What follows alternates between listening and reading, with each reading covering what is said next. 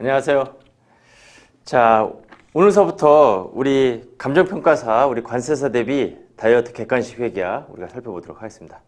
그런데 이 책이 기본서보다 더 두꺼워요. 다이어트가 잘 안 됐는데, 자, 먼저 이제 이 책을 어떻게 공부해야 될지에 대해서 제가 먼저 설명을 드릴게요. 자, 먼저 이 책이 어떻게 구성이 되어 있냐면, 기출문제 파트하고, 그 다음에 실전 예상 문제 이렇게 이제 둘로 구성이 됐어요. 기출하고 실전으로 이렇게 구성이 됐습니다. 그래서 요 기출 부분에 대해서는 요거는 우리가 이제 수업 시간에 기출 문제 유형에 대해서 저와 같이 다 이제 분석을 할 거고, 그래서 수업 시간에는 요 기출 문제 유형 분석으로 우리가 공부를 할 거고, 그 다음에 요 수업을 듣고 나서 그 다음에 여러분들이 복습을 할 때 물론 요 기출 문제 요것도 여러분들 다 한번 보셔야 되고, 그 다음에 이제 또 이제 출제될 수 있는 그런 실전 예상 문제를 가지고 요걸 가지고 여러분들이 복습을 해 주셔야 된다 하는 겁니다. 예. 그래서 이제 요 실전 예상 문제도 요거 난이도도 있고 또 이제 문제도 많기 때문에 이제 요거 가지고 또 많은 분들이 스터디 하시는 분들은 요 문제 가지고 또 스터디 많이 이렇게 이제 하시는데 뭐 괜찮은 방법이라고 생각이 됩니다. 자, 이렇게 해서 이제 수업은 기출, 그 다음에 여러분들이 이걸 공부를 하고 모르는 내용은 기본서 가서 교재를 찾아보고, 그렇죠? 그러니까 항상 그 공부 방법이 기본서 공부하고 문제로 가는 게 아니라 지금 시점에서는 그럴 시간이 없어요. 예, 문제를 공부하고 그 다음에 내용을 파악하고 그 다음에 좀 더 여유가 있다라고 하면 그때는 이거는 선택이에요. 선택.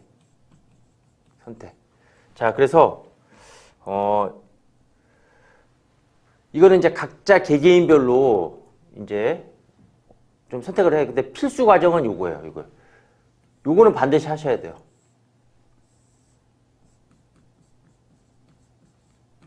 그러니까 제 수업을 듣고 그 다음에 이제 문제를 풀고 그 문제와 관련된 내용을 체크하는 거. 요거는 반드시 하셔야 돼요. 자, 요거만 충실하게 해도 자, 점수는 70점에서 80점까지 가능합니다. 그렇죠? 예, 요거만 충분히 해도 돼요. 그런데 이제 이 실전은 이제 어떤 분들을 이제 좀 위한 거냐면 아마도 감정평가사 처음 공부하시면서 처음 회계학 접하시는 분들은 여기까지만 하기를 제가 추천드리는 거고, 그 다음에 또 이제 안타깝게도 또 이제 뭐 재수 또 이렇게 삼수 이렇게 그렇게 공부하시는 분들 같은 경우는 이게 너무 익숙해요. 이걸 이제 몇 번 했으니까.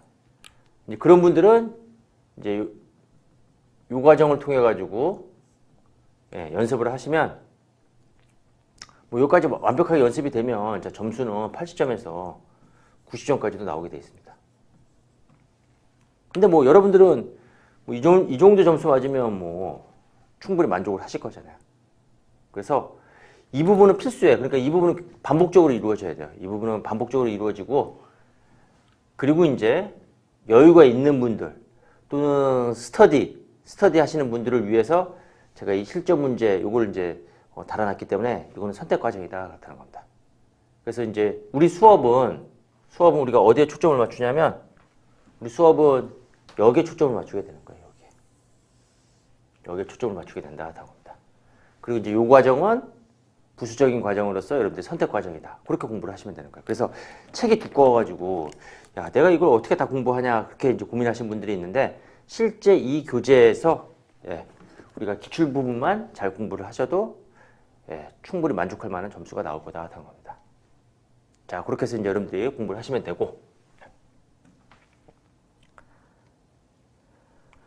자, 그 다음에 이제 우리 교재에 바로 이제 들어가서 우리가 공부를 할 건데, 자, 교재 구성을 보게 되면, 총 재무회계편이 20장으로 우리가 이제 구성이 되어 있는데, 이 20장에서 시험 문제가 골고루 나오는 건 아니에요. 시험 문제가 골고루 나오는 게 아니라, 특히, 출제되는 부분이, 있는데, 특히 이제 뭐 우리 감정평가사 시험 같은 경우에는 유형자산이라든가, 뭐 재고자산이라든가 자산편에서 특히 시험에서 집중적으로 출제되는 부분이 있어요. 그래서 지금 나가는 진도가 시험에서 많이 출제되는 부분은 그럼 굉장히 자세하게 할 거고, 그 다음에 뭐 매년 출제되지 않고, 그 다음에 뭐 몇 년에 한 번씩 출제되는 그 파트에 대해서는 그때는 이제 기본적인 내용만 체크하고 넘어갈 거예요. 그러니까 우리 감정평가사 시험의 그 경향에 맞춰서 제가 강의가 이루어질 겁니다. 그래서 각 장별로 그렇죠, 모든 문제를 다 이렇게 뭐 동등한 비중으로 이렇게 강의하는 게 아니라 시험 경향에 맞춰서 이제 제가 강의 비중이 이루어질 거니까 그걸 연대 좀 참고하시면 되고, 제일 중요한 파트는 반드시 이제 샅샅이 다 공부해야 될 파트는 별 3개를 제가 이제 달아줄 거고, 그 다음에 중요성에 따라 가지고 그거보다 좀 낮은 거는 별 2개. 그죠? 매년 출제는 되되 뭐 한 문제 정도, 그건 별 2개. 매년 출제되는 파트인데 2문제에서 3문제까지 나오는 파트는 별 3개. 그 다음에 매년 출제되는 파트는 아닌데 뭐 한 경년에 걸쳐서 뭐 2년에 한 번씩 또는 3년에 한 번씩 가끔 출제되는 부분은 별 하나. 그런 식으로 제가 이제 시험 경향에 맞춰서 강의를 할 거니까 그걸 여러분들 좀 잘 참고를 하시면 되겠습니다. 자, 그러면 이제 우리 1장서부터 이제 이렇게 내용을 보게 되면 1장의 개념 체계 및 재무제표 표시가 있어요. 그래서 일단 1장은 요거는 별 3개짜리예요. 별 3개짜리. 그러니까 여기서는 이제 2문제에서 3문제가 매년 출제가 되는 파트입니다. 2문제에서 3문제가 출제되는 파트인데, 자, 얘는 맨 마지막에 공부를 할 거예요. 그 이유는 뭐냐면 여기 나오는 것들은 다 말문제예요. 자, 여기서는 계산형이 없어요. 그래서 제가 이제 계산형, 이론형, 그래서 이론형은 말문제, 계산형은 이제 계산기 두드리면서 우리가 숫자 구하는, 답 구하는 문제고, 그리고 요거는 이제 여기 이론형이거든요. 이론형. 다 이론형으로 다 출제가 된다, 모두. 자, 그렇기 때문에 요거는 맨 마지막에 공부하는 게 훨씬 더 효율성이 높습니다. 그래서 1장은 재무회계편 맨 마지막에 공부한다. 이렇게 생각하시면 되고, 그 다음에 이제 2장. 자, 시험 경향을 제가 이제 말씀을 드리는 거예요. 자, 2장은 재고자산이죠. 자, 2장은 재고자산 별 3개가 되는 겁니다. 별 3개. 그렇죠? 여기서도 마찬가지로 2문제에서 3문제가 출제가 되는 거예요. 그리고 이제 여기서는 이론형뿐만 아니라 계산형으로 우리가 또 출제가 되는 거예요. 이론형뿐만 아니라 계산형으로 출제가 된다. 그래서 이제 우리가 시작은 이 2장서부터 우리가 이제 출발을 할 겁니다. 됐죠? 예. 그 다음에 보게 되면 3장 내용이 나와 있어요. 예. 일단은 우리가 이제 경향 분석을 먼저 해야 돼요. 그래서 우리가 이제 중요성에 맞춰서 공부를 해야 되기 때문에 제가 간단하게 각 장별로 중요성에 대해서 제가 얘기를 해주는 거예요. 시험 문제 경향에 따라서. 자, 3장은 유형자산. 이거는 뭐 감정평가에서 공부하신 분들은 다 잘 알겠지만, 여기 나와 있는 재무회계뿐만 아니라 원가관리회계 통틀어가지고 제일 중요한 파트가 바로 유형자산 파트가 되는 거예요. 자, 그래서 여기서는 이건 별 3개도 모자랍니다. 별 3개도 모자란 거예요. 지금 제가 최대 한도를 별 3개로 뒀기 때문에 별 3개 달아주는 건데, 2장이 별 3개하고 3장이 별 3개인데 이게 더 중요해요. 훨씬 더. 네. 그렇죠? 매우 중요한 부분이에요. 여기는. 그렇죠? 네. 이거 매우 중요한 부분이에요. 그러니까 이거는 여러분들 마스터를 하셔야 돼요. 여기서는 시험 문제가 3문제에서 5문제까지도 출제가 됩니다. 네. 그리고 주로 이제 계산형으로 나오는데 이론형도 가끔 출제가 돼요. 이론형도 가끔 출제가 되고 주로 계산형이다 되는 겁니다. 자, 그래서 3장은 제일 중요한 내용이다. 그렇게 보시면 되는 거예요. 그러니까 여기 있는 내용은 실제로 우리가 회계사 시험 공부하시는 분들보다도 더 많이 공부를 해야 되는 부분이에요. 회계사나 세무사 준비하시는 분들, 뭐 회계사 세무사 준비하시는 분들 같은 경우에는 뭐 이 재무회계 내용 우리가 사사시 다 공부를 하잖아요. 예. 그런데 특히 유형자산 파트 같은 경우에는 감정평가사 준비하시는 분들은 회계사 세무사 준비하시는 분들보다 더 열심히 공부해야 될 파트다 하는 겁니다. 자, 그래서 좀 강조를 드리고, 그 다음에 4장에 무형자산, 투자부동산, 자산 손상 이렇게 되어 있거든요. 자, 그래서 그 파트 다 합쳐서 여기서도 마찬가지로 2문제 이상 나옵니다. 그러니까 이 4장도 별 3개가 되는 거예요. 2문제에서 3문제. 그러니까 재고자산 파트하고 같은 그 중요성을 가지고 있다 이렇게 생각하시면 되는 겁니다. 여기도 마찬가지로 이론형과 계산형으로 출제가 되어 있어요. 이론형과 계산형. 자, 그 다음에 이제 5장에 금융자산이 있죠. 5장에 금융자산. 금융자산이 우리가 이제 두 파트로 나눠져 있어요. 파트 1하고 파트 2로 나눠져 있는데 한 문제는 꼭 출제가 됩니다. 그래서 이거는 별 2개.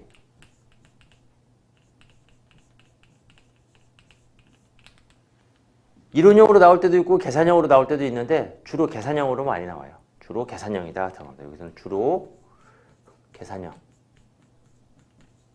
금융자산 파트 1은 계산형으로 나온다고 생각하시면 돼요. 그 다음에 금융부채 6장. 금융부채는 사채에 대한 회계 처리를 나타내는 건데 자 여기서도 이제 한 문제에서 2문제 정도 출제가 됩니다. 별 2개.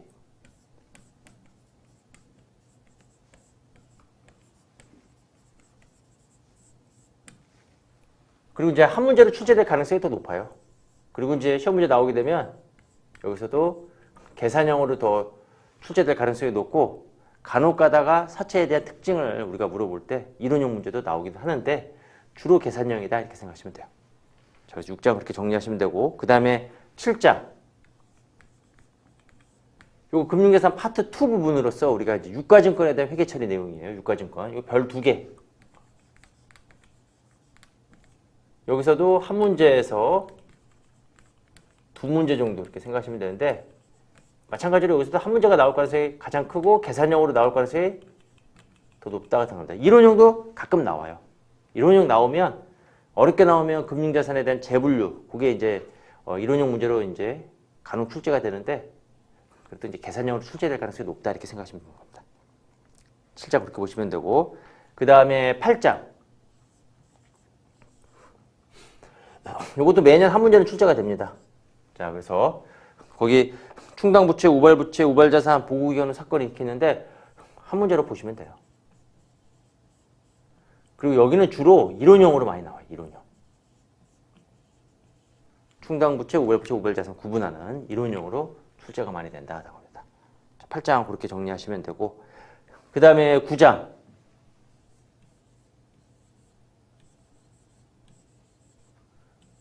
자, 한 문제에서 2문제 이렇게 출제가 돼요. 9장에서 한 문제에서 2문제 자본 파트예요.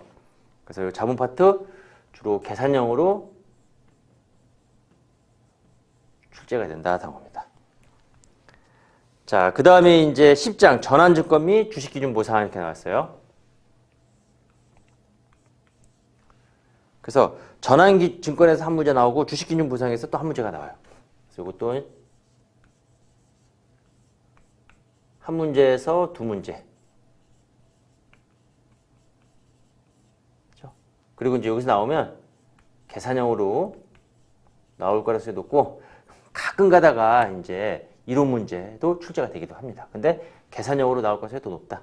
그래서 이론형으로 출제되는 문제는 특히 이제 우리가 이론형 관련해 가지고는 제가 이제 시험에 임박하게 되면 우리 말문제 특강이라는 게 있어요. 말문제 특강. 그래서 이제 각 장별로 우리가 이론용어로 다루는 그런 주제들을 따로 이제 뽑아가지고 그것만 따로 특강해 주기 때문에 특히 이 이론형에 대해서 여러분들이 크게 고민할 필요가 없습니다. 이건 나중에 말문제 특강 들으시면 뭐 이론형 출제되는 문제 거의 뭐 8, 90% 한두 문제 빼놓고는 뭐 한 7문제 기준으로 했을 때 거의 5, 6문제는 지금까지 쭉 말문제 특강했을 때 그 특강 주제 내용에서 다 출제가 됐기 때문에 그거는 크게 여러분들이 걱정 안 하셔도 되고 나중에 말문제도 또 정리하시면 되는 거예요. 예. 그러니까 주로 저하고 이제 공부할 때는 이론형도 물론 제가 다 기출문제는 다 제가 설명드릴 건데 자세하게 특히 계산형에 좀 집중을 하시고 이론형을 듣고 그 다음에 나중에 같이 또 말문제 특강 통해 가지고 시험 임박했을 때 그거 정리하고 들어가시면 여러분들이 쉽게 맞출 수가 있을 겁니다. 자, 10장 이렇게 보시면 되고, 그 다음에 11장. 자, 11장에 이제 이게 수익이죠. 수익 파트. 이것도 한 문제에서 두 문제는 출제가 됩니다. 11장도 한 문제에서 두 문제가 출제가 되고, 이거는 계산형과 이론형이 거의 같은 비중으로 출제가 돼요. 계산형과 이론형이 같은 비중으로 출제가 된다. 그렇게 해서 이제 11장 이렇게 정리하시면 되고, 그 다음에 12장 종업원 급여. 그래서 이 종업원 급여 같은 경우에도 일단은 뭐 매년 나온다고 보시는 게 좋을지 모르겠지만, 그래도 이제 요거는 뭐 매년 그렇게 출제되지는 않아요. 그러니까 보통 한 3년에 2번 정도 출제되는 거예요. 별 하나바 정도가 딱 어울리는데, 이렇게 보시면 되고, 여기도 계산형으로 나올 가능성이 더 높다 하는 겁니다. 계산형으로 나올 가능성이 더 높다. 자, 그렇게 해서 이제 우리가 12장 받고, 자, 그 다음에 이제 또 칸이 모자르네요. 자, 그럼 일단 요 12장까지는 이렇게 제가 이제 말씀드렸고, 자, 이제 싹 다 지우고, 그 다음에 13장.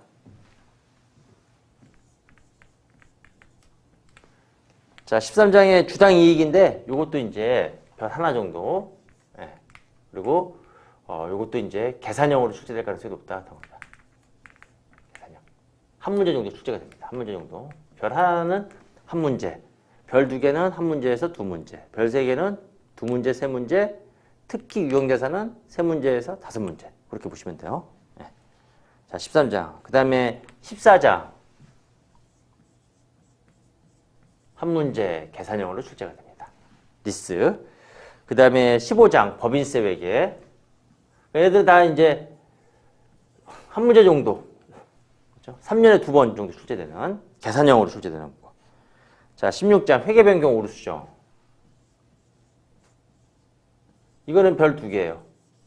한 문제에서 두 문제. 그리고 이거는 이론형과 계산형으로 복합돼서 출제된다 하는 겁니다. 그 다음에 17장 현금 흐름표. 한 문제. 계산형으로 출제가 됩니다. 여기 내용은 많은데 또 출제되는 비중은 그렇게 높지가 않아요. 그 다음에 재무비율 분석. 요거 한 문제 계산형으로 출제가 된다 당합니다. 그 다음에 19장 지분법 회계하고 환율 변동 회계. 자, 19장하고 그 다음에 20장. 요거는 별 없어요. 공부하지 말라는 얘기는 아닌데, 별 하나 정도, 이거 2개 합쳐서 별 하나 정도, 2개 합쳐서 별 하나 정도로 출제가 되고 있고, 계산형으로 출제가 된다. 자, 그러면 이제 여러분들이 쭉 이제 우리가 공부하는 파트에서 이제 어떤 부분이 제일 중요하고, 어떤 부분이 또 중요하지 않은지를 우리가 쭉 이제 살펴봤죠. 그래서, 지금 요 20장과 관련해가지고 우리가 이제 30문제가 출제가 돼요. 30문제가 출제가 되는데, 우선적으로 우리가 공부해야 될 부분은 제가 별 3개로 강조한 부분, 별 2개로 강조한 부분. 별 3개, 별 2개는 반드시 여러분들이 공부하고 들어가셔야 되고, 그다음 별 하나 부분에 대해서는, 근데 별 하나 부분이 별 하나 있다고 해서 내용이 적고 내용도 쉬고 그런 것도 아니에요. 또 내용도 어려워요. 그런데 전형적으로 출제되는 문제만 출제돼요. 그러니까 출제 유형은 딱 정해져 있어요. 전형적으로 출제되는 거.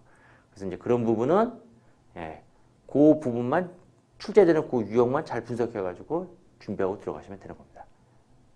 그렇지 않고 이제 별 2개, 별 3개짜리는 여러분들 어떻게 공부하셔야 된다? 그거는 기출문제 분석하고 그 다음에 내용 찾아가서 복습하고 다시 기출문제 반복하고 그 다음에 시간 되면 실전 예상 문제도 풀어보고. 그런데 실전 예상 문제 풀어보는 거는 N수생들을 위한 거고, 재수, 삼수 그런 분들을 위한 거고, 처음 공부하시는 분들은 기출문제 위주로만 공부하시면 된다 겁니다. 아시겠죠? 자, 이렇게 해서 이제 제가 내용에 대해서 좀 설명을 드렸고, 자, 그러면 이제 2장서부터 우리가 1장을 제가 마지막에 한다고 했죠? 자, 2장서부터 우리가 보도록 하겠습니다. 자, 재고자산부터. 자, 여러분들 50페이지 보시면 돼요.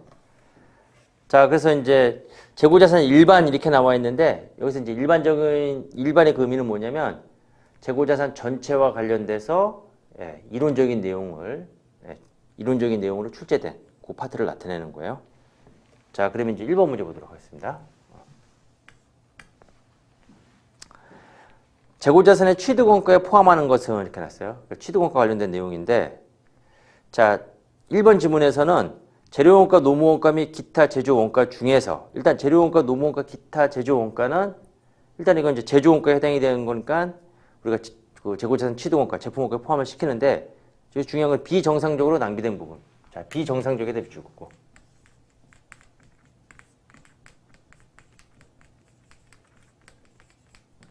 자, 비정상적이라고 하면 자, 이거는 원가성이 없는 걸 의미하는 거예요, 이거. 원가성이 없다. 원가성이 없는 거는 우리가 회계 처리할 때 어떻게 처리하냐면 발생 시 단기 비용 처리예요.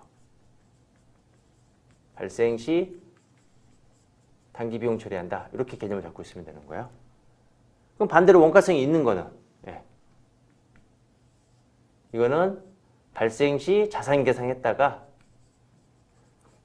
그러니까 여기서는 이제 뭐 상품이라든가 제품이 되는 거죠. 재고자산. 그럼 이게 이제 재고자산은 판매 목적으로 보유하고 있는 거니까 판매가 되면 그러면 요 원가를 우리가 판매하지는 않을 거잖아요. 거기다 이익을 가산해서 판매하는 거니까 그 매가 부분은 수익, 매출액이 되는 거고 그리고 이제 이 원가 부분이 바로 이제 비용으로 계산이 되는 거죠. 그래서 우리가 이제 매출 원가를 이렇게 공부하게 된 거죠. 그렇게 해서 이제 구분하는 거예요. 그래서 우리가 정상적인 부분에 대해서는 우리가 원가성이 있다고 그래서 정상적인 우리가 뭐 정상 감모 손실이라든가 이런 것들은 우리가 매출 원가를 우리가 이제 우리가 원가성이 있으니까 그러니까 원가성이 있으면 이렇게 매출 원가로 비용 처리가 되는 거예요. 원가성이 없는 거는 매출 원가가 아닌 우리가 이제 손실로 우리가 비용 처리하게 되는 거죠. 요건 이렇게 이해하시면 되는 거예요. 예. 자, 그 다음에 이제 2번에 이번 내용도 굉장히 중요한데 후속 생산 단계 투입하기 전에 보관이 필요한 경우 이외의 보관 원가다 이렇게 나왔습니다. 자, 그러면 우리 공장이 있으면 이렇게 생각하시는 게 편해요. 여기 원재료 창고가 있고 그 다음에 여기 생산 라인이 있어요. 여기가 이제 생산 단계. 그 다음에 여기 이제 제품 창고 완성이 되면 물론 여기서 이제 미완성된 건 우리가 이제 제공품이다 이렇게 얘기를 하는 거죠. 자, 그랬을 때 일단 우리가 이제 재고자산의 취득원가를 계산할 때 재고자산은 무슨 목적으로 보유하고 있는 거냐면 판매 목적으로 보유하고 있는 거예요. 자, 그래서 우리가 어떻게 공부했냐면 판매 목적으로 보유하고 있는 재고자산에 대해서는 판매 가능 상태를 기준으로 해가지고 판매 가능 상태 요 이전에 발생하는 거는 이거는 취득원가에 포함시키는 거예요. 판매 가능 상태 이전에 발생하는 이 지출액에 대해서는 판매 가능 상태 이전에 이 재고자산의 취득과 관련돼서 직접적으로 발생하는 지출에 대해서는 취득원가에 포함을 하고 그 다음에 그 이후에 발생하는 거에 대해서는 이거는 단기 비용 처리하게 되는 겁니다. 지금 이렇게 돼 있거든요. 그러니까 판매 가능 상태를 기준으로 한다는 거예요. 그러면 지금 여기서 이제 보관 비용을 따지는 건데, 자, 여기 보관 비용.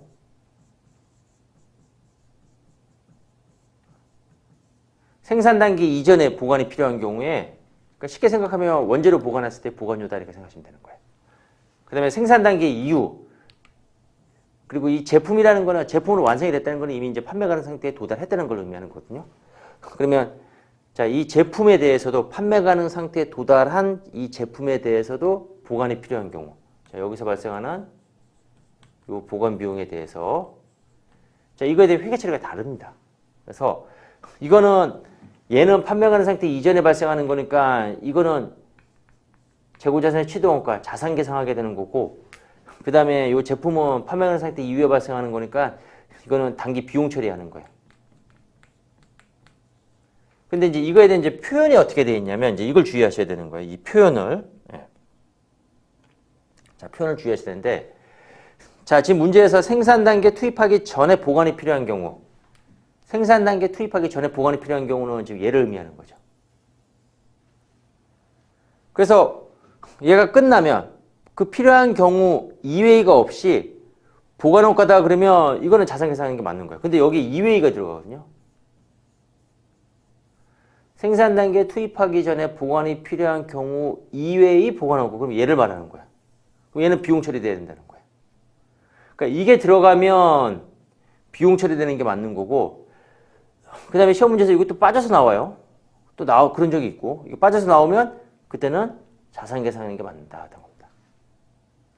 이거 상당히 많이 출제가 된 그 지문이거든요. 그래서 이 내용은 여러분들 꼭 좀 숙지를 하셔야 되는 거예요. 그 2번 지문. 그러니까 여기서는 시동가 포함하면 안 되는 거예요. 단기 비용 처리되는 겁니다.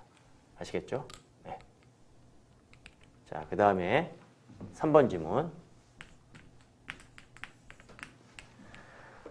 자, 3번 지문에서 적격 자산에 해당하는 재고 자산 제주에 직접 관련된 차이 평가. 이거 우리가 유형 자산에서도 우리가 계산 문제로도 이제 우리가 그 시험 문제 나오는 건데, 적격 자산 취득과 관련돼서 발생하는 차이 평가. 우리가 이제 특정 차입금과 일반 차입금에 대한 차이 평가 구분해서 우리가 계산하는 거 공부했잖아요. 자, 그래서 얘는 취득 원가에 포함이 되는 겁니다. 오늘 취득 원가에 포함되는 게 맞아요. 정답은 3번이 되는 거예요. 얘가 정답이 되는 거예요. 자, 얘가 답이다. 자, 그 다음에 자 4번 보게 되면 취득 과정에 직접 관련돼 있으면, 자, 직접 관련돼 있다는 거, 직접에도 밑줄 긋고, 과세당국으로부터 추후 환급받을 수 있는 제세금, 여기는 환급받을 수 있는 거거든요. 환급이 가능하면 이거는 자산의 취득원가에 포함시키지 않는 거예요. 취득원가에 포함되지 않는다. 가장 대표적인 게 요 환급받는 세금으로서 가장 대표적인 게 바로 뭐가 있냐면 우리 부가가치세 매입세액이 가장 대표적이에요. 부가가치세 매입세. 그래서 얘 같은 경우에는 지출이 이루어진 게 아니죠. 물론 이제 매입세, 부가가치세 매입세 같은 경우에는 세금을 냈지만 나중에 매입세 공제를 통해서 다시 돌려받는 건, 그러니까 다시 냈다가 다시 돌려받는다는 거는 지출이 이루어지지 않은 거기 때문에 이건 취득원가에 포함될 수가 없고, 취득원가에 포함이 되려면 환급이 불가능한 세금, 그렇죠? 환급이 되지 않는 거.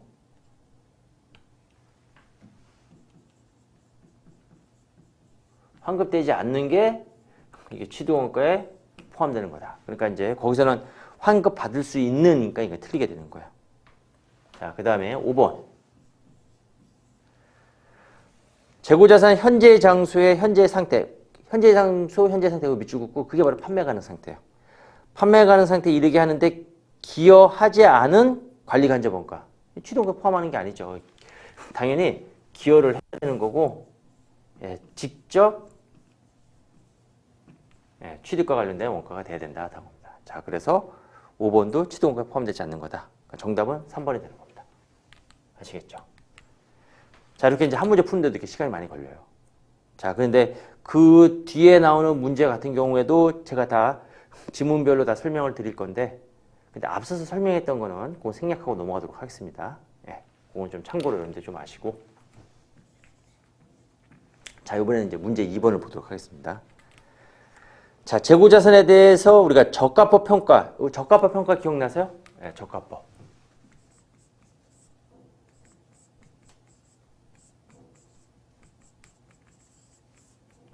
이게 또 시험에 굉장히 잘 나와요, 이 저가법 평가가. 그래서 우리가 기말재고자산 같은 경우에, 자, 그 재고자산의 취득 원가하고 재고자산의 시가하고 비교해서 시가가 원가 이하로 하락하게 되면 그걸 우리가 이제 비용으로 계상하고, 우리가 시가로 우리가 재고자산으로 우리가 계상하는, 그게 바로 적합한 평가가 되는 거죠. 그래서 기말재고자산에 대해서 원가하고 그 다음에 시가하고 비교해서 낮은 금액으로 우리가 계산이 되는 거예요. 그래서 만약에 원가가 시가 이하로 하락하게 되면 그때는 이제 평가 손실이 발생하게 되는 거고, 그 평가 손실은 우리가 이제 매출 원가를 우리가 처리한다. 이렇게 우리가 공부를 했죠. 그런데 이제 이거와 관련돼서 우리가 이제 이론적인 내용으로 우리가 이제 자주 출제되는 게 바로 뭐가 있냐면, 물론 이제 저가법 회계 처리도 출제가 되지만, 요 시가 관련된 내용이 좀 출제가 잘 돼요. 그리고 이제 우리는 이제 상기업과 제조기업을 대상으로 하니까, 자, 상기업에서는 재고자산 상품이 있고, 그 다음에 제조기업은 원재료, 그 다음에 제공품, 제품 이렇게 구성이 되어 있는데, 특히 이 원재료 부분, 나머지 원재료를 제외한 나머지 상품이라든가 제공품이라든가 제품은 시가로서 우리가 뭘 사용하냐면 순실현 가치 사용한다 이렇게 공부했고, 근데 원재료는 시가로서 우리가 순실현 가치가 아니라 원재료는 우리가 사용 목적인 자산이기 때문에 이렇게 이제 판매 목적인 자산에 대해서는 판매 가치에 근거한 순실현 가치를 우리가 시가로 우리가 계상을 하지만, 이 원재료는 사용 목적이기 때문에 이거는 판매 가치에 근거한 순실현 가치를 시가로 사용하지 않고 현행 대체 원가를 우리가 시가로 사용한다. 그 내용 체크하시고, 그 다음에 이제 이 원재료에 대해서는 우리가 저가법을 항상 적용하는 게 아니라 조건부 저가법이다 이렇게 해서 이제 설명드린 적이 있는데, 원재료를 투입해서 그걸 제품으로 생산해가지고 판매했을 때 그 제품의 시가가 원가 이상인 경우에 대해서는 원재료에 대해서 우리가 평가 손실이 발생한다 할지라도 그때는 평가 손실을 인식하지 않는다는 거예요. 저가법을 적용하지 않는다는 그 규정이 시험에서 가장 중요한 내용이 되는 겁니다. 다 우리가 공부한 적이 있었죠. 예. 그래서 이제 이 내용이 이제 시험에서 잘 나와요. 예. 특히 이제 원재료 관련된 내용이 잘 나오기 때문에 그걸 여러분들 좀 잘 숙지를 하셔야 돼요. 예. 자, 그러면 이제 내용 한번 보도록 할게요. 자, 이번에 이제 1번 지문. 재고자산은 취득원가와 순실현 가치 중에서 낮은 금액으로 취급한다. 이게 맞는 문장이 되는 거야. 자, 재고자산은 저가법을 적용한다는 거는 취득원가하고 그 다음에 시가. 그래서 보통 시가로서 일단 원칙은 순실현 가치가 되는 거고, 저 원재료에 대해서는 예외적으로 그냥 현행 대체 원가를 사용한다. 그렇기 때문에 재고자산은 취득원가와 순실현 가치 중에서 높은 금액이 아니죠. 이게 낮은 금액, 예. 낮은 금액으로 우리가 측정한다. 맞는 문장이 되는 거고. 그 다음에 2번에 저가법은 항목별로 적용하되, 그러니까 원칙은 항목별이고 예외적으로 조별을 인정해주고 그 다음에 총계 기준을 인정하지 않는다는 거. 경우에 따라서는 재고자산의 분류나 특정 영업 부문에 속하는 모든 재고자산의 기초에서 저가법을 적용하는 것도 적절하다. 지금 이게 원칙은 이 저가법을 적용할 때 재고자산 품목별로 하는 거야. 재고자산 품목별로 우리가 이제 원가하고 시가하고 비교해서 낮은 거로 우리가 평가하는 겁니다. 그 원칙은 항목별인데, 자, 예외적으로 서로 유사한 품목에 대해서는 그 묶어서 할 수가 있어요. 그걸 우리가 조별이다 이렇게 얘기를 해요. 그런데 이제 중요한 게 뭐냐면 총계 기준이라고. 이거는 모든 재고자산에 대해서 그냥 서로 성격이 유사하지 않은 것들도 다 그냥 다 모든 재고자산 합쳐가지고 그 합친 원가하고 시가하고 비교해서 재고자산 적합법을 적용하는 거. 그건 인정을 안 해준다는 거야. 이건 인정을 안 해준다. 근데 2번이 틀렸죠. 2번은 지금 거기 뭐라고 나왔냐면 모든 재고자산에 기초하여. 그러니까 그 2번 지문에서 모든 재고자산에 기초한다는 거는 이건 총계 기준을 의미하는 문장이거든요. 근데 이 총계 기준을 인정하지 않는다는 거잖아요. 자, 그래서 2번이 답이 되는 겁니다. 아시겠죠? 자, 그 다음에 이제 3번 보게 되면 3번은 재고자산의 감액을 초래했던 상황이 해소되거나 경제 상황의 변동으로 순실현 가치가 상승한 명백한 증거가 있는 경우에는 최초의 장부 금액을 초과하지 않는 범위 내에서 평가 손실을 환입한다. 자, 그래서 중요한 거는 최초의 장부 금액을 초과하지 않는 범위 내, 거기가 밑줄을 긋고, 그러니까 우리가 재고자산 적합법 적용을 통해 가지고 우리가 일단 손실로 계상했다가 평가 손실 인식했다가, 물론 이 평가 손실은 보통 우리가 이제 기능별 손익계산서 작성 시에는 매출원가로 우리가 계상을 해요. 비용으로. 평가 손실을 인식했다가, 이게 재고자산 평가 손실을 인식한다는 거는 이게 이제 사유가 발생하거든요. 손상의 사유가 발생해요. 재고자산의 가치가 감소하는 어떤 사유로 인해서 이 시가가 원가 이하로 하락하게 되면 그 하락분을 우리가 평가 손실로 인식을 했다가 나중에 그 사유가 해소가 될 수가 있는 거잖아요. 그래서 이 일정한 사유로 인해 가지고 평가 손실이 발생했는데 이 사유가 이제 해소가 되면 그럼 이제 시가가 다시 어떻게 돼요? 회복이 되죠.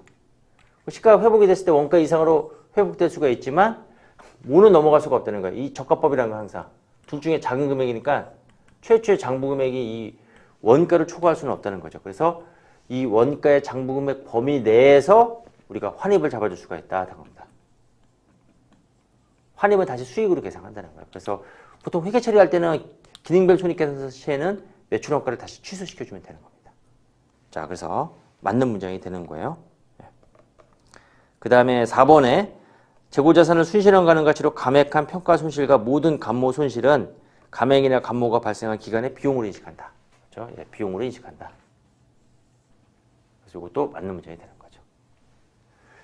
자, 그래서 이제 2번 같은 경우에는 이제 이 저가법에 대한 이제 회계처리 일반에 대한 내용을 이제 물어봤고, 그 다음에 또 이제 자주 물어볼 수 있는 내용이 시가 관련해 가지고 원재료 내용, 그것도 집중적으로 또 우리가 물어볼 겁니다. 뒤에 또 나올 거예요. 그래서 뭐 제가 미리 설명드렸습니다.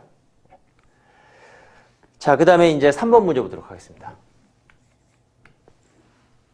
자, 3번 문제를 보게 되면, 자, 이것도 마찬가지로 이제 저가법 관련된 문제예요. 자, 1번 지문은 우리가 했어요. 네, 1번 지문 했으니까 이건 생략하고 넘어가고, 그 다음에 2번에 재고자산 취득원가는 매입원가, 전환원가 및 재고자산을 현재의 장소에 현재 상태에 이르겠는데 발생한 기타 원가를 모두 포함한다. 이것도 언급이 됐던 건데, 자, 재고자산은 판매 목적이니까 판매 가능 상태에 이르기까지 발생한 지출한 원가에 대해서는 우리가 이제 재고자산 취득원가에 포함하는데, 그러니까 이 부분이 바로 재고자산 취득원가에 포함되는 내용이죠. 근데 이 부분을 우리가 크게 세 가지로 우리가 구분하게 되면 이 재고자산에 대한 매입원가, 그다음에 우리가 원가관리에서 공부했듯이 가공원가에 해당되는 전환원가, 그 다음에 나머지 기타 등등 해서 기타 원가, 이렇게 해서 이제 크게 세 가지로 우리가 구분할 수가 있다는 것. 그래서 이게 재고자산 취득과 직접 관련된 원가, 언제 발생하는 거예요? 판매 가능 상태 이전에 발생하는 거. 취득원가에 포함되는 내용이다. 겁니다. 자, 그 다음에 3번 지문. 재료원가, 노무원가, 기타 제조원가 중에서 비정상적으로 낭비된 부분. 봐봐요. 지금 우리가 앞서서 출제됐던 그 지문들하고 똑같은 지문들이 계속해서 반복돼서 어떤 애는 옳은 문장, 어떤 애는 틀린 문장 이런 식으로 나오기 때문에, 그러니까 나중에 여러분들 이론 문제 복습할 때는 여기 나와 있는 지문만 다 옳은 문장으로 바꿔놓고 여러분들 쭉 읽어보는 게 가장 좋은 방법이에요. 나중에 복습할 때 어떻게 한다? 자, 복습, 이론 문제 복습 요령.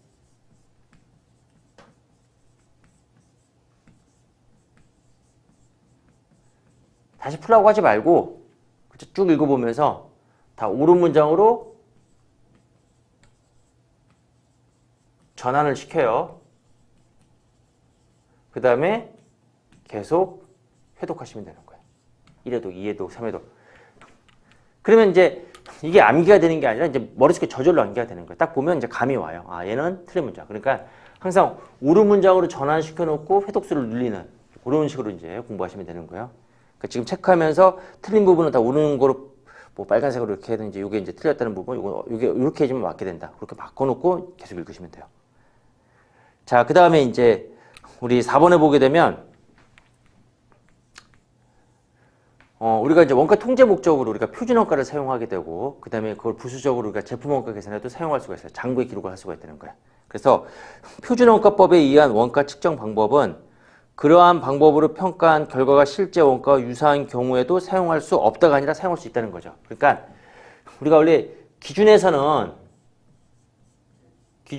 원칙적으로 표준원가로 우리가 장부 작성하는 걸, 재무제표 작성하는 걸 인정하지 않는 거죠. 그 기준은 실제 원가가 원칙이 되는 거예요. 실제 원가 원칙이 되는데, 자, 예외적으로 우리 회사가 원가 통제 목적으로 표준원가를 사용했고 그 표준원가를 가지고 장부 기록을 했는데 실제 원가하고 표준원가가 거의 유사하다는 거예요. 그러니까 이 실제 원가 금액과 예를 들어서 제품에 대해서 제품 한 단위당 표준원가를 설정했는데 실제 제품 원가가 그 표준원가하고 유사하다는 거죠. 그렇죠? 우리가 이제 표준을 달성하게 되면 실제 원가가 표준원가하고 유사하게 될 거잖아요. 그래서 실제 원가하고 표준원가가 유사할 경우에는 그때는 이제 차이가 거의 없다는 거니까 그 차이 금액이 유의성이 있다는 게 아니라는 거예요. 의사결정에 영향을 미칠 정도가 아니라는 거죠. 그러면 우리가 장부에 사용했던 이 표준원가를 가지고 재무제표 작성이 가능하다고 합니다. 그래서 이건 유사한 경우에 가능하다는 거예요. 어떤 경우에 가능하다? 예, 실제 원가와 표준원가 금액이 유사한 경우에 가능하다고 합니다. 자, 그걸 주의하시면 되는 거예요. 이게 시험에도 잘 나옵니다. 자, 그러니까 여기 지금 이 문제에서는 이게 사용할 수 없다고 했으니까 그게 틀린 거예요. 유사한 경우에는 사용이 가능하다. 정답이 4번이 되는 거예요. 자, 그 다음에 5번에 이 재고자산 취득원가 계산할 때 이 매입원가 계산하잖아요. 이 매입원가에는 우리가 뭐 상품의 매입가액이라든가 또는 원재료 매입가액 그리고 이제 거기서 부수적으로 이제 발생하는 게 자, 매입 할인 리베이트가 있거든요. 매입 할인 리베이트. 그리고 이제 재고자산 취득과 관련된 매입 부대 비용. 그래서 매입 부대 비용을 가산하고 매입 할인 리베이트는 이건 가산하는 성격이 아닌 거죠. 이거는 차감하는 거다. 합니다.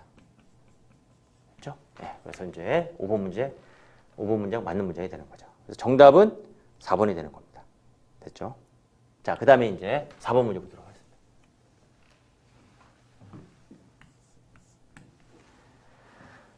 자, 재고자산에 관한 설명으로 옳지 않은 것은 자, 1번 지문 또 나왔어요. 이거 맞는 문장이 되는 거고. 그 다음에 2번 제작기간이 단기인 재고자산은 차입원가를 자본할 수 있는 적격자산에 해당하지 않는다. 그렇죠?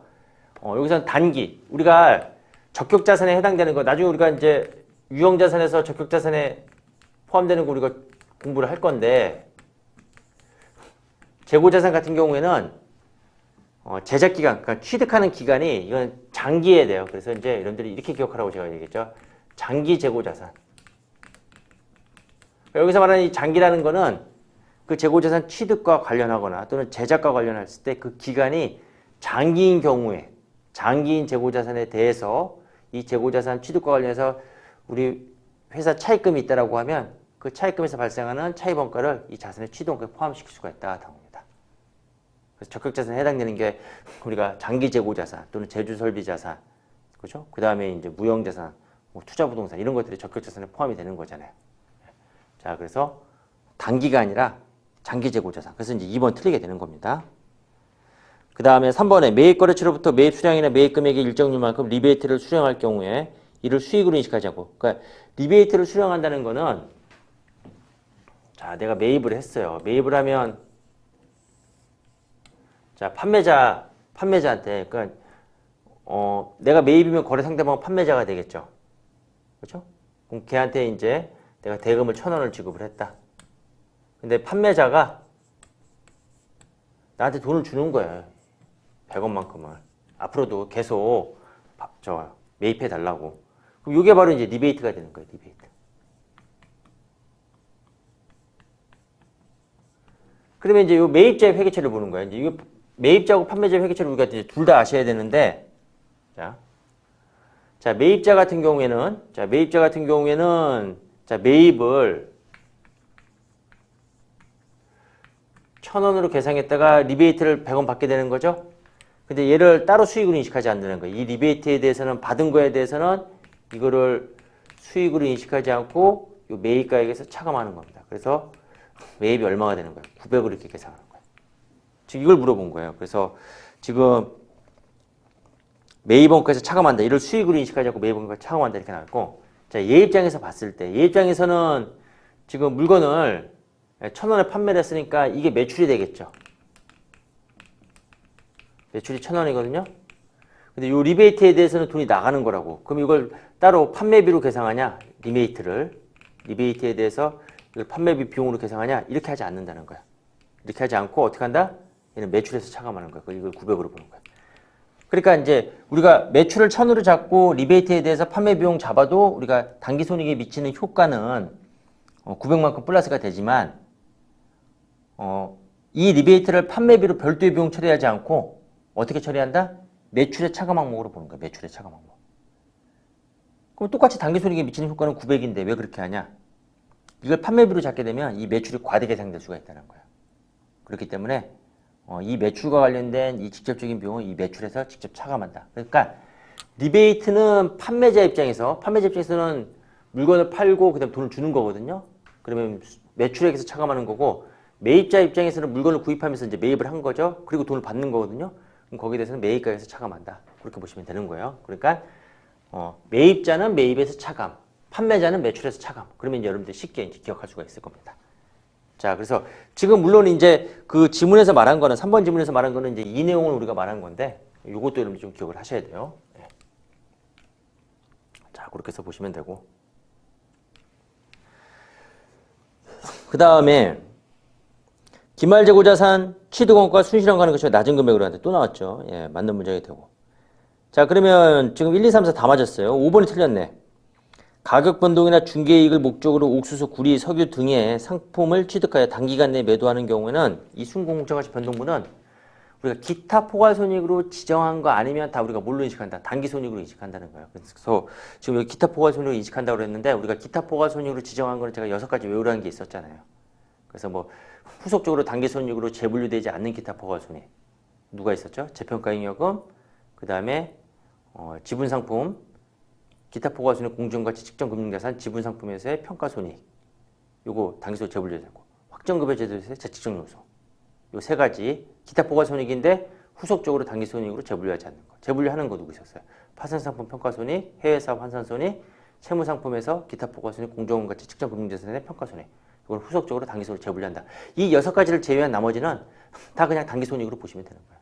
그리고 지정된 지금 제가 말한 6가지를 얘네들만 기타 포괄손익으로 인식하면 되는 겁니다. 물론 이제 나머지 또 3가지 더 있는데 그거는 시험에서 다루지 않기 때문에 이 6가지만 잘 기억하시면 되는 거예요. 그러니까 기타 포괄손익이 아니라 이 순공정가치 변동분에 대해서는 단기손익으로 인식한다. 그렇게 보셔야 되는 겁니다.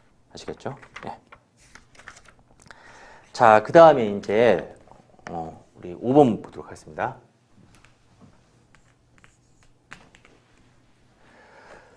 요것도 이제 옳지 않은 것은 했는데, 자, 1번 했어요.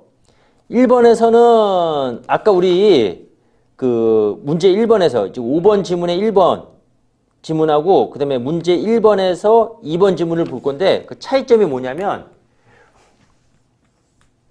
이외의 이게 들어가냐 빠졌냐에 따라 가지고 자산이 많냐 비용이 많냐 이렇게 들어가는 거예요. 그러니까 지금 여기서는 보관이 생산 단계 투입 전에 보관이 필요한 경우에 보관 원가 이외의가 없죠. 그럼 자산이 맞는 거고, 보관 원가 이외의 보관 원가라고 하면 그때는 이제 뭐야? 비용이 맞는 거죠. 그러니까 이건 맞는 문장이 되는 겁니다. 1번.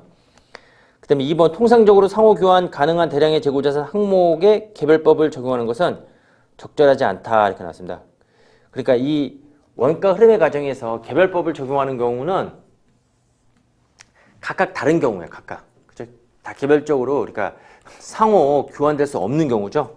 여기서는 상호 교환 가능하다고 그랬는데 그때는 이제 개별법이 적절하지 않은 거고, 상호 교환이 불가능할 경우에는 그때는 개별법을 적용하는 게 적절하다 그랬다는 겁니다. 자, 그 다음에 3번 지문.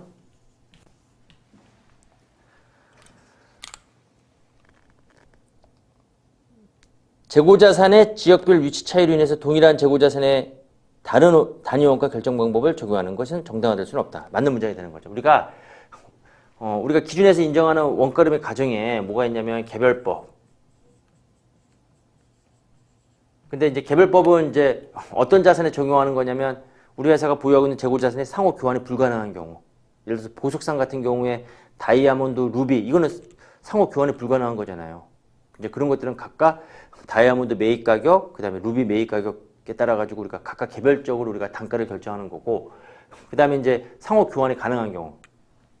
그러니까 우리 뭐 그 사과 파는 그런 이제 상회에서 상회라고 그러나? 아무튼 사과를 구입했는데 사과 같은 경우는 막 섞어서 파는 거잖아요. 그러니까 이게 뭐 얼마에 구입했던 이게 서로 상호 교환이 가능하다는 거예요. 그럴 경우에는 우리가 원가름의 가정을 써서 예를 들어서 선입선출법이라든가 그 다음에 평균법 이런 원가름의 가정을 써서 우리가 이제 이 재고자산에 대한 취득 원가를 결정하게 되는 거죠. 물론 이제 기준에서는 후입선출법은 인정하지 않습니다. 예. 이거는 이제 기준에서 인정하지 않는 방법이에요. 그래서 이제 이런 원가름의 가정, 그래서 이제 이런 원가름의 가정을 우리가 이제 선택해서 적용하는 건데, 우리 회사가 평균법으로 이제 X 년도에는 평균법으로 우리가 이제 재고자산의 단가를 결정했다가 X 년도에는 우리가 선의선처법으로 하겠다. 이걸 마음대로 허용해 주지 않아요.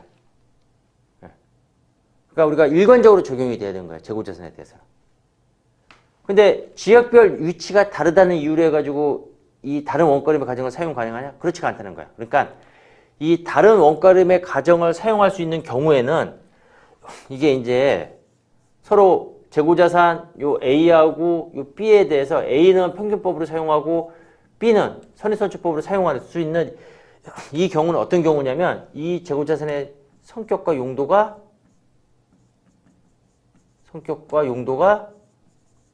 차이 나는 경우. 그러니까 재고자산의 이 품종이 다른 거죠. 품종이 다른 성격과 용도가 차이 나는 경우에는 다른 원가림의 가정을 사용할 수가 있고 그렇지 않은 경우에는 그때는 동일한 방법을 사용해야 되는 거야. 예를 들어서 AA가 있고 요거는 AA다. 그럼 얘네들은 서로 성격과 용도가 유사하다? 근데 AA는 평균법 그리고 A 소문자에는 선의선처법 그건 불가능하다는 거야. 그러니까 다른 원가림의 가정을 사용할 수 있는 경우는 어떤 경우다? 재고자산의 성격과 용도가 상이한 경우에 그 경우에 한해서만 다른 원가림의 가정을 사용할 수가 있고 그 외의 다른 이유로는 우리가 원가림의 가정을 서로 다르게 사용할 수가 없다는 거죠. 근데 여기서는 지금 지역별 위치하고 과세 방식이 다르다는 이유잖아요. 그죠? 그러니까 이거는 허용하지 않는 거예요. 자, 그러니까 3번 맞는 문장이 되는 겁니다. 그 다음에 4번에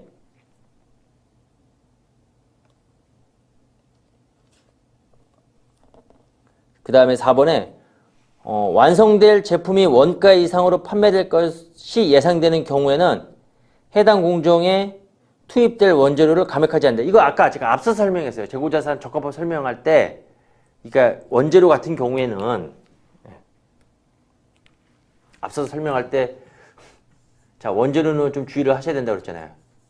뭘 아셔야 되냐면 일단 두 가지를 아셔야 되는데 자, 원재료에 대해서는 우리가 시가를 뭘로 적용한다? 시가를 순실현 가능 가치가 아니라 현행 대체 원가를 적용한다는 거예요. 왜냐하면 원재료는 판매 목적이 아니라 원재료를 가지고 우리가 제품으로 만들기 때문에 제품에 우리가 제품 완성을 위해서 사용하는 목적이 되는 거예요. 그러니까 시가를 현행 대체 원가로 사용한다는 거고 그리고 원재료에 대해서는 무조건 적합법을 적용하는 게 아니라 자, 이 원재료를 투입해서 제품을 생산하는데 이 제품의 시가가 원가 이상인 경우에는 이 경우에는 자, 원재료에 대해서는 설령 평가 손실이 발생한다 할지라도 그걸 인식하지 않는 거예요. 즉 원재료는 적합법을 적용하지 아니한다라는 걸 요걸 여러분들이 꼭 기억을 하셔야 되는 겁니다. 이게 시험에서 아주 잘 나오는 부분이에요. 요 내용. 자, 그러니까 여기서 감액하지 아니한다. 그러니까 맞는 문장이 되는 거죠. 그 다음에 5번의 표준원가법, 매출총익법 등의 원가 측정 방법은 자산 통제나 재무보고 목적으로 사용할 수 있다 이렇게 나와 있는데 표준원가법의 주요 목적은 자산 통제고 원칙적으로는 재무보고 목적으로 사용할 수가 없어요. 근데 예외적으로 어떤 경우는 가능하다는 거예요. 그러니까 이게 예외예요. 실제원가, 표준원가가 서로 유사한 경우에는 그때는 표준원가 사용이 가능하다는 거예요. 원칙적으로는 사용할 수 없는 거고 그리고 매출총익법은 이거는 우리가 내부 보고 목적으로 우리가 어떤 화재 손실액이나 또는 이제 재고자산 실사가 불가능한 경우 재고자산 추정할 때 사용하는 방법이기 때문에 재무보고 목적, 우리가 재무제표 작성 목적으로는 사용할 수가 없다가 나타난 겁니다. 그러니까 5번이 틀린 답이 되는 거예요. 5번이 사용할 수 있다라고 했는데 이게 사용할 수 없다가 나타난 겁니다. 자, 그래서 5번의 정답은 5번이 되는 겁니다. 자, 그 다음에 자, 6번 문제 한번 보도록 하겠습니다. 자, 6번 문제에서 재고자산의 취득원가에 관한 설명으로 옳지 않은 것은 이렇게 했어요. 자, 1번 우리가 했고 그 다음에 2번에 보게 되면 재고자산의 전환원가 중에서 고정제조간접원가는 실제 조업대에 기초해서 전환원가에 배부하되 비정상적으로 많은 생산이 이루어지는 기간에는 정상조업대에 기초한 생산 단위당 고정제조간접원가를 사용하여 전환원가에 배부한다. 자, 이게 틀렸어요. 지금 이게 또 중요한 문장인데 우리 제조기업에서 고정제조간접비 있죠. 우리 제조기업에서 우리가 이제 제조 원가를 보게 되면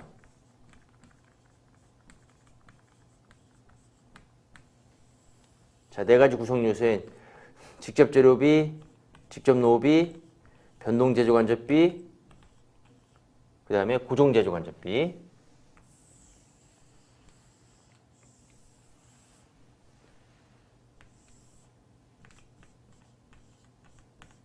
자, 이렇게 이제 네 가지로 이렇게 분류하고, 얘네는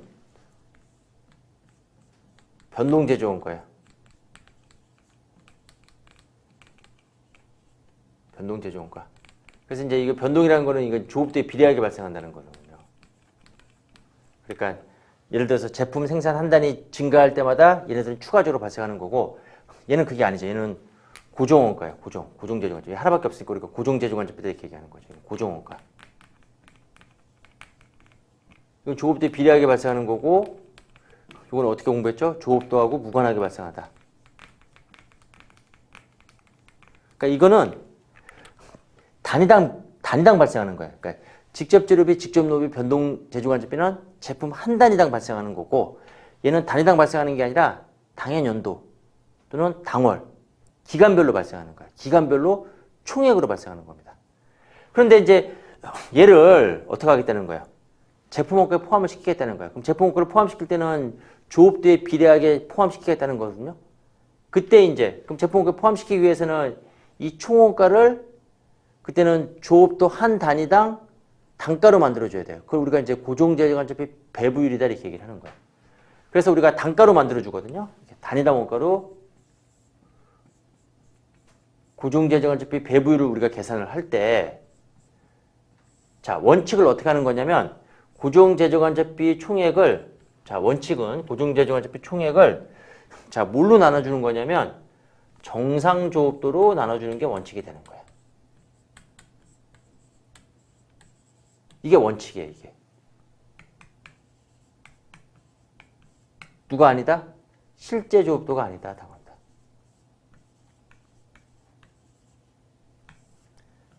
그런데 비정상적으로 우리가 조업도가 증가했을 경우에는 그때는 예외적으로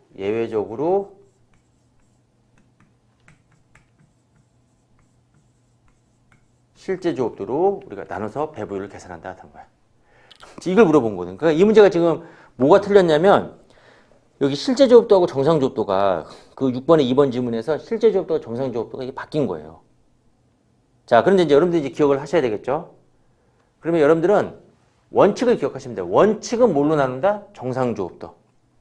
근데 예외적으로 그 예외 상황이 바로 뭐냐면, 비정상적으로 많은 생산이 이루어졌을 때, 여기서 말하는 이 예외는 어디에 해당이 되는 거냐면, 이 예외는 이거는 비정상적으로 많은 생산이 이루어졌을 때, 이걸 예외로 보는 거야. 비정상적으로 많은 생산이 이루어진 이걸 예외로 본다. 이 경우에는 무슨 조업도로 나눈다? 실제 조업도로 나눈다. 아시겠죠? 그걸 좀 기억을 하셔야 돼요. 예. 자, 이렇게 해서 이제 2번 지문이 틀리게 된 거고, 그 다음에 3번 우리가 앞서서 봤었고, 그 다음에 4번 같은 경우에 생물자산에 수확한 농림어업 수확물로 구성된 재고자산을 순공정가치로 측정하여 수확 시점에 최초에 인식한 금액을 취득하고 원가로 한다. 맞는 문장이 되고, 5번에 재고자산을 후불 조건으로 취득하는 계약이 실질적으로 금융요소를 포함하고 있다면, 금융요소는 금융이 이루어지는 기간 동안에 이자 비용으로 인식한다. 맞는 문장이 됩니다. 그러니까 후불 자산이 뭐냐면 이런 거죠. 예. 예를 들어서 뭐 3년에 걸쳐서 재고 자산을 취득한다. 자, X1년도, X1년 말, X2년 말, X3년 말. 재고 자산의 취득은 이제 이때 이루어지는 거예요. 자, 그다음에 이때 이렇게 1,000원씩 이게 3,000원 금액만큼을 나중에 지급하기로 하는 거야. 이게 이제 후불 지급 조건이 되는 거죠. 이게 후불하는 거예요. 후불. 그러면 이 3,000원의 금액은 어떻게 구성이 되어 있냐면, 내가 지금 당장 재고자산을 취득한 경우에는 3,000원을 지급하지 않겠죠. 아니, 지금 당장 내가 취득할 때 3,000원을 지급한다라고 하면 뭐하러 지금 줘요? 그래서 3년에 걸쳐서 나눠주는 게 훨씬 더 유리하죠. 이 3,000원은 지금 당장 재고자산을 취득했을 때의 가격, 즉 이 재고자산의 공정가치, 지금 내가 현금 주고 지불할 때의 가격, 이걸 현금 가격 상당액.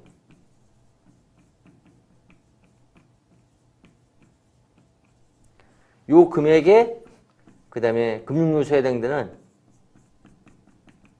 이자 비용이 포함됐다 하는 겁니다. 그러니까 이제 이걸 구분을 해야 되는 거예요. 자, 그래서 이제 이걸 구분하기 위해서 어떻게 하는 거야? 요거를 무슨 평가를 한다?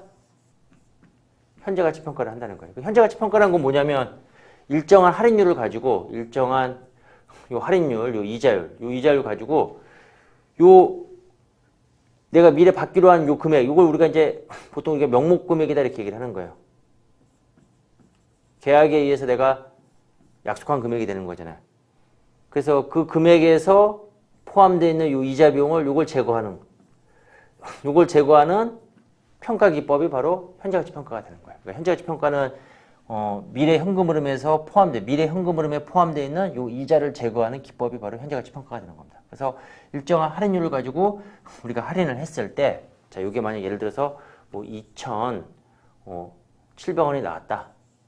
그럼 얘가 재고자산의 현재가치 평가한 금액이 이 재고자산의 현금 가격 상당의 공정가치가 된다는 거야. 그래서 이걸 구하기 위해서 우리가 무슨 평가를 한다? 현재가치 평가. 현재가치 평가라는 거는 미래 포함되어 있는 요 금융 요소를 제거하는 거다 하는 겁니다. 아시겠죠? 그래서 얘는 이자 비용으로 인식하고 얘는 재고자산의 취득원가로 인식하고 나중에 재고자산이 판매됐을 때 이걸 우리가 비용으로 인식하는 거죠. 그 내용을 설명하고 있는 거예요. 자, 그게 이제 6번에 대한 설명이 되는 겁니다. 아시겠죠? 예. 자, 이렇게 해서 일단은 이제 우리 6번까지 풀어보고 지금 또 뒤에 또 뭐 문제들이 있기 때문에 7, 8, 90 여기 또 네 문제 또 이론 문제가 있는데 좀 시간이 걸리니까 일단 여기까지 해서 좀 이런 데 정리하고 그냥 좀 쉬었다가 53페이지 문제 7번서부터 우리 이어서 보도록 하겠습니다. 자, 여러분 잠시 쉬었다가 또 보도록 하겠습니다. 자, 수고하셨습니다.